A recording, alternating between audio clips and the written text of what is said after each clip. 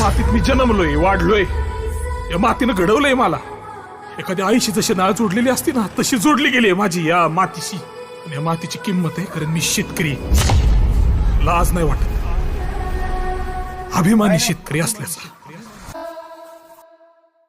शेती करणारी पिढीच निपाजली नाही तर काय करणार आहे तुम्ही? खायला अन्नाचा कण नसन त्यावेळी काय खातात? पैसे, नोटा. शेती म्हणजे माती नसती, शेती सोनं आहे, सोनं. म्हणूनच शेती ऐकायची नसते, तर शेती राखायची असते. आणि राखून ती अशी मेहनतीनं कसायची असते. सगळ्यांपेक्षा वेगळे आहात तुम्ही राजवर्धनराव.